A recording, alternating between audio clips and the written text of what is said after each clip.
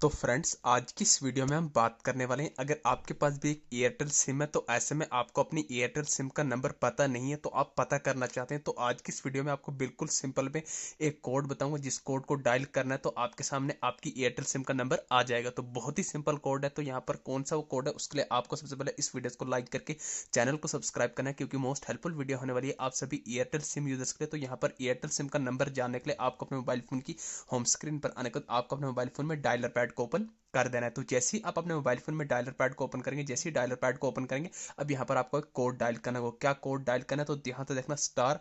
तो जैसे आप स्टार डालेंगे फिर आपको डालना है *282। जैसे आप *282 डालेंगे फिर आपको हैश डालना है। उसके बाद आपको कॉल लगानी है। किस नंबर से? एयरटेल नंबर से कॉल कर देनी है। जैसे ही आप एयरटेल नंबर से कॉल करेंगे तो आपके सामने आपकी एयरटेल सिम का नंबर आ जाएगा। तो दोस्तों, कुछ इस तरीके से इस कोड की मदद से आप भी जो अपनी एयरटेल सिम का नंबर इजली से फाइंड कर सकते हैं, जान सकते हैं। दोस्तों, ये थी छोटी सी इन्फॉर्मेशन। वीडियो अच्छी लगी, चैनल को सब्सक्राइब करना ना भूलिए। Thank you.